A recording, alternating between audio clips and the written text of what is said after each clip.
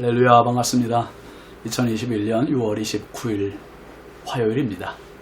오늘도 주님의 은혜가 가득한 복된 하루 되시기 바랍니다. 함께할 찬송은 411장입니다.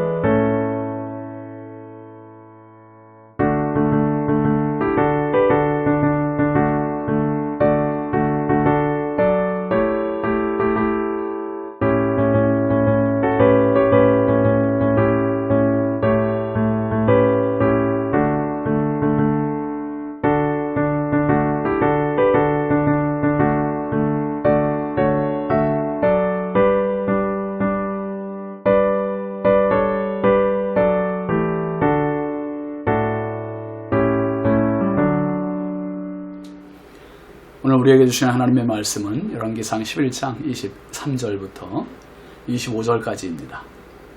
하나님이 또 엘리야다의 아들 르손을 일으켜 솔로몬의 대적자가 되게 하시니 그는 그의 주인 소바왕 하닷 에셀에게서 도망한 자라.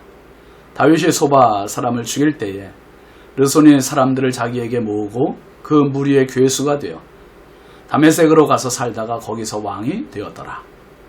솔로몬의 일평생에 하닷이 끼친 환난 외에 르손이 수리아 왕이 되어 이스라엘을 대적하고 미워하였더라. 아멘. 오늘 말씀 제목은 말년의 고통입니다. 말년의 고통. 여러분, 다윗의 삶을 우리가 사무엘상에서 쭉 살펴보았잖아요. 사울을 피해 도피 생활만 무려 10년이 넘는 시간을 보냈습니다. 얼마나 고단하고 불안하고 힘겨운 시간이었겠습니까? 그런데 그런 고난의 때 다윗과 함께했던 사람들의 계층을 보면 고위 관리들이나 부유한 자들이 아니라 천박한 자들, 사회적인 약자들이었습니다. 사무엘상 22장 2절 말씀을 제가 읽어드릴게요. 환난당한 모든 자와 빚진 모든 자와 마음이 원통한 자가 다 그에게로 모였고 그는 그들의 우두머리가 되었는데 그와 함께 한 자가 400명가량이었더라. 다윗과 함께 했던 아둘람 굴에서 머물렀던 사람이 400명인데 그 사람들이 하나같이 어떤 사람이요? 환난당한 사람, 빚진 사람, 또 마음이 원통한 사람, 다 응어리가 있고 한이 맺혀 있는 사회적인 약자들, 천박한 사람들이었습니다. 다윗이 블레셋 아기스로 망명했다가 죽을 것 같아서 미치광이 흉내를 냈잖아요. 그리고 거기서 쫓겨나서 도망오는 곳이 아둘람 굴이었고, 그 굴에서 함께한 사람들 주로 이런 사람들이었습니다. 400명. 다윗이 그들을 거느리고 그들의 그늘이 되어주고 그러면서 그들의 우두머리가 되었잖아요. 결국 다윗의 걸음은 이런 민초들의 아픔과 시름을 풀어주다가 결국 헤브론에서 유다의 왕이 됩니다. 이런 비슷한 행보를 지닌 인물이 오늘 본문에 나오는 르손이라고 하는 사람입니다. 23절 24절 말씀 보세요. 하나님이 또 엘리아다의 아들 르손을 일으켜 솔로몬의 대적자가 되게 하시니 그는 그의 주인 소바왕 하닷 에셀에게서 도망한 자라. 다윗이 소바 사람을 죽일 때에 르손이 사람들을 자기에게 모으고 그 무리의 괴수가 되어 다메섹으로 가서 살다가 거기서 왕이 되었더라. 르손이라고 하는 사람은 이스라엘 주변국인 소바 나라의 왕자입니다. 왕자. 근데 이가 자기의 왕을 피해서 도망갔던 인물입니다. 다윗이 소바를 죽일 때 르손은 잡류들을 데리고 다메섹으로 가서 그들의 왕이 된 사람. 여기서 괴수가 되었더라. 근데 이 괴수가 되어, 그 말, 괴수라는 말은 도적대의 지도자라는 말입니다. 사회적인 약자, 그들의 지도자가 된 겁니다. 근데 그가 솔로몬의 대적이 되었고, 그건 역시 하닷처럼 하나님께서 그의 마음을 충동시키셨음을 밝히고 있습니다. 솔로몬의 입장에서는 산 넘어 산이고 설상가상입니다. 하닷이라는 인물에 의한 괴롭힘도 피곤한데, 힘든데 르손이라는 자까지 와서 괴롭히고 미워하니 예전에 아버지 시대와는 정말 상상할 수 없는 밑바닥으로 추락한 거예요. 또 자기의 왕정 초기에 성전을 짓고 왕궁을 건축하고 스바야 왕이 지혜를 들으며 각종 보물을 가져오고 왕정에서 태평성대를 누리던 때와는 너무나 거리가 먼 그러한 나라가 되어버리고 말았습니다.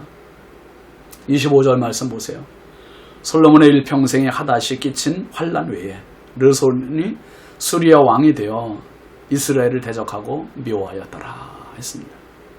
예전에는 감히 넘볼 수도 없었던 나라, 상대가 안 됐던 나라, 이런 나라와 왕들이 이제 솔로몬을 우습게 여겨요.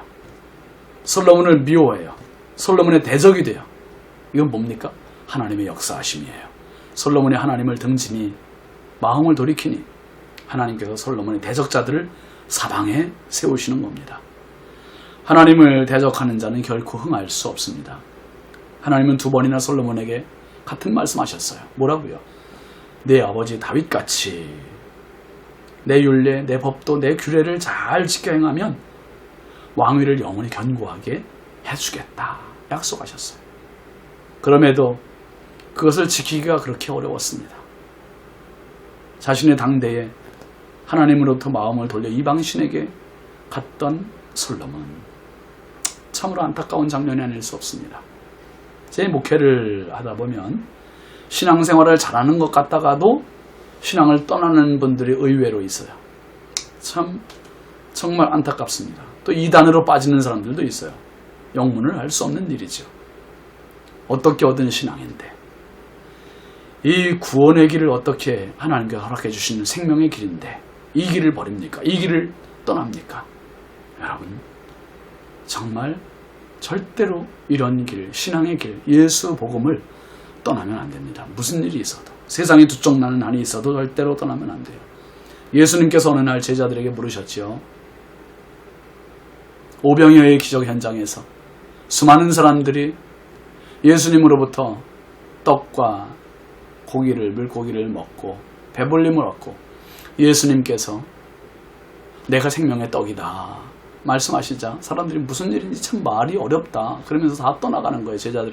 제자라고 생각됐던 사람들이 떠나가요. 그때 예수님이 요한복음 6장 66절 67절에 보면 그렇게 물으세요. 그때부터 그의 제자 중에서 많은 사람이 떠나가고 다시 그와 함께 다니지 아니하더라. 예수께서 12 제자에게 이르시되 너희도 가려느냐. 주님 입장에서 볼 때 너무 참 기가 막힌 거예요. 오병이어로 그 많은 사람들 먹여줬는데 말이 어렵다고 힘들다고 떠나버려요. 그래서 예수님께서 너희도 가려느냐? 12 제자에게 물으십니다. 그때 제자들을 대신해서 대표해서 대답한 사람이 베드로입니다. 요한복음 6장 68절 말씀에 보면 시몬 베드로가 대답하되 주여 영생의 말씀이 주께 있사오니 우리가 누구에게로 가오리이까. 영생의 말씀이 주께 있사오니 누구에게 안 가겠습니다. 절대로 안 갑니다. 베드로와 제자들에게 주님을 섬기고 떠나는 그 기준이 뭡니까? 영생의 말씀, 영생의 말씀. 맞습니다. 솔로몬은 엄청난 축복권에서 돌아섰습니다. 솔로몬의 일평생 하닷과 르손이 대적과 미움이 되었다 했습니다. 이들은 솔로몬 사는 동안 눈에 가시가 된 겁니다. 여러분, 젊어 고생은 사서도 한다 하지 않습니까? 젊어 고생하면 노년이 편안하다는 말이에요. 그런데 젊어서 놀고 늙어서 고생하는 인생은 불행입니다. 불행. 힘없고 건강 약하고 돈 없고 그 노년을 보내면 정말 쓸쓸하죠. 여러분, 오늘 솔로몬을 보십시오. 솔로몬은 젊어서는 온갖 부귀영화 다 누렸어요. 그리고 지금 말년이 돼서 이토록 괴롭힘을 당합니다. 행여나 이 생명의 길에서 벗어나지 말고 우리가 갈수록 흥하는 인생, 갈수록 복된 인생, 갈수록 신앙의 승리자가 되는 삶, 그 사람이 성령의 인생이고 하나님이 복 주시는 인생입니다.